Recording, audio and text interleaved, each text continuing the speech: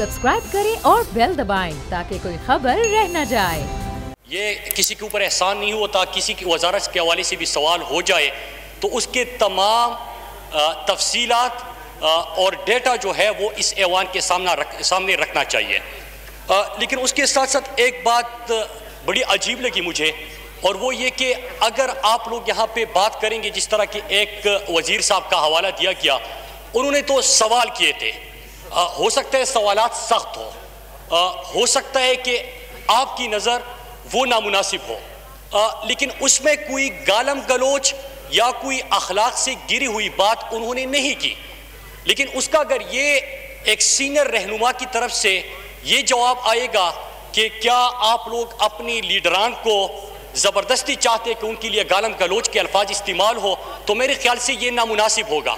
हर किसी का यहाँ पे हक है कि वो बात करे, अवामी इशूज़ इस ऐवान के अंदर लेके आए, लेकिन कोई भी, चाहे ट्रेजरी बेंचेस हो चाहे अपोजिशन के बेंचेस हो, किसी को ये हक नहीं पहुंचता कि वो अखलाक से गिरी हुई जो है बातें करे, गालम गलोच दे। स्पीकर साहब, एक इशू मैं भी इस ऐवान के सामने रखना चाहता हूँ।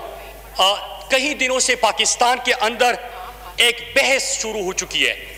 बहस क्या है कि जो सिंध हुकूमत की तरफ से JIT है वो ठीक है, या अली ज़ैदी की तरफ से जो JIT कौम के सामने रखी गई और उसके ऊपर मीडिया के अंदर भी बड़ी बहस हुई, वो JIT ठीक है।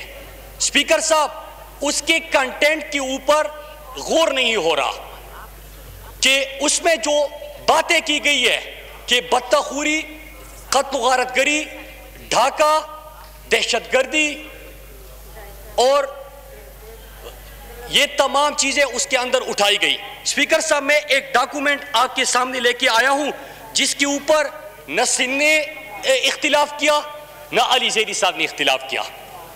दोनों एक JIT जिसमें इल्जामात तो सेम है, लेकिन एक जगह पे इल्जामात का जिक्र किया गया, दूसरी जगह पे बदतखूरी हुई, लेकिन किसके कहने पे हुई, बत्ता किसको दिया गया वो वजाहत हुई। कत्ल का कहा गया, कत्ल किसके कहने पे किया गया वो दूसरी JIT में है। यहां पे कब्जा किया गया, लेकिन कब्जा किसके कहने पे किया गया वो दूसरी JIT में है। लिहाजा उस चीज के ऊपर इस ऐवान, क्योंकि हम कराची पाकिस्तान के शहर की बात कर रहे हैं, पाकिस्तान का सबसे बड़ा शहर, पाकिस्तान का इकोनॉमिक हब, कायद का शहर, उसके हवाले से बात हो रही है, और हमारा फर्ज बनता है कि हम इस ऐवान के अंदर उसके ऊपर बात करें। मैं जो एतराफी बयान लेके आया हूं 164 का, उज़ैर बलोच का, इसके ऊपर न इनको एतराज है न इनको एतराज है। स्पीकर साहब, मैं सिर्फ 5 चीजें आज इस ऐवान के सामने उसमें से रखना चाहता हूं, और फिर 5 चीजें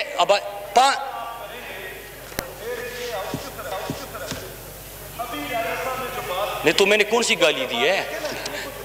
उसने तो कोई इस तरह की बात नहीं की है, अभी कोई भी बात इस तरह की नहीं की है। अभी आप उसको बोलने नहीं दें, ये तो सही नहीं है। स्पीकर साहब, मैं जब ये 164 का एतराफी स्पीकर साहब, मेरी इतनी गुजारिश है कि मैं सिर्फ 5 पॉइंट्स इसमें से उठा रहा हूं, और मैं उनको 2 घंटे के लिए भी सुनने के लिए तैयार हूं।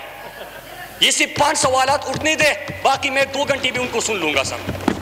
स्पीकर साहब, जब मैं ये एतराफी बयान देख रहा था तो मुझे इसी पार्लियामेंट में मैंने एक शेर जब हम अपोजिशन में थे, मुझे वो याद आ गया कि लगाकर गाद सरहद पर मियाँ बेजार बैठे थे, लगाकर गाद सरहद पर मियाँ बेजार बैठे थे, बड़े ही जब्त के माहिर बड़े फनकार बैठे थे। ये दहशतगर्द यूं ही रोज आकर नहीं पड़ते, असम्बली और वजारत में सहूलतकार बैठे थे।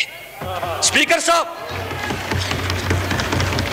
आगाज होता है इसका 164 के बयान का कि 2008 में जब तो मुझे पीपल्स पार्टी ने कैदी कारकुनों का जिम्मेदार बनाया। साल 2008 में रहमान डकैत के पुलिस मुकाबला में हलाक होने के बाद लियारी गैंगवार की मुकम्मल कमान संभाली और पीपल्स अमन कमेटी के नाम से मुसल्लह दहशतगर्द गिरोह बनाया और मुझे चेयरमैन बनाया। 2008 से 2013 तक मैंने मुख्तलिफ जराई से असलहा खरीदा, पुलिस मुकाबले, अगवा बराए तवान, कत्ल गारतगरी, थानों पर हमले, सियासी जलसों और हड़तालों को कामयाब बनाने के लिए मैंने ताकत का मुजाहिरा किया पीपल्स पार्टी के कहने पे। लियारी के इलाके में अपनी मर्जी की पुलिस अफसरान लगाए, पूरा मौका दिया, किसी ने कोई नहीं बोला, आप भी दरमियान में ना बोले। जुए के अड्डों की सरपरस्ती की, बत्ता उसूल के लिए मुसल्लह ग्रुप बनाए जो कि बत्ता उसूल करते थे। बत्ता जा रहा है जरदारी के बहन को, बत्ता जा रहा है उज़ैर बलोच को। स्पीकर साहब मैं 3-4 पॉइंट्स उठाना चाहता हूं आखिरी, जो अहम तरीन है, और मैं चाहता हूं स्पीकर साहब, पहली चीज स्पीकर साहब जवाब लेना चाहते हैं कि उज़ैर बलोच कहता है कि मैंने कत्ल करना था, कत्ल के लिए 3 पुलिस मोबाइल है मैंने जमा की। Inspector Yousuf Baloch, SHO Javed Baloch, inspector Chand Khan, मैंने इनको इस्तेमाल किया, बंदे अगवा किए, पुलिस मोबाइल इस्तेमाल किया, सरतन से जुदा किया, उसके ऊपर फुटबॉल खेला, उसकी वीडियो बनाई, लाशों को आग लगाई, सरपरस्ती आपकी। स्पीकर साहब क्या इसके ऊपर किसी को इतराज है?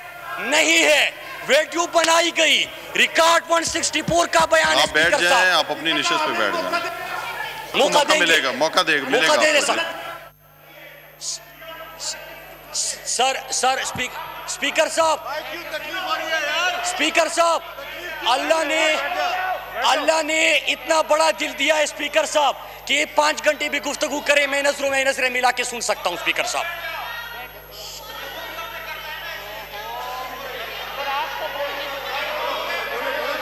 साहब फिर उसके बाद क्या होता है? मौका दिया है, पूरा मौका दिया है आपको।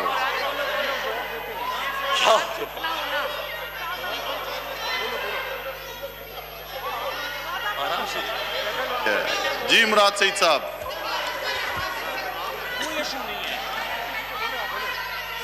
उनको दिया पूरा, किसी ने दरमियान में नहीं बोला। स्पीकर साहब फिर उसके बाद कहते हैं मैंने सेनेटर यूसुफ बलोच के कहने पर 500 से ज्यादा नौकरियां जराइम पेशा अपराध में तकसीम की। स्पीकर साहब आगे कहते कि मैंने अवैस मुजफ्फर टप्पी को आसिफ जरदारी के लिए 14 शुगर मिलों पर कब्जे में मदद के लिए इस्तेमाल किया। फिर आगे कहते हैं कि मैंने अपने गिरोह के 15-20 लड़के आसिफ जरदारी के कहने पर बिलावल हाउस में भेजे, जिन्होंने बिलावल हाउस की गर्दनवा में लोगों को हरासा किया और 30-40 घर खाली करवाए। स्पीकर साहब आगे कहते हैं स्पीकर साहब दस्तगीर को दिया। सब्सक्राइब करें और बेल दबाएं ताकि कोई खबर रह न जाए।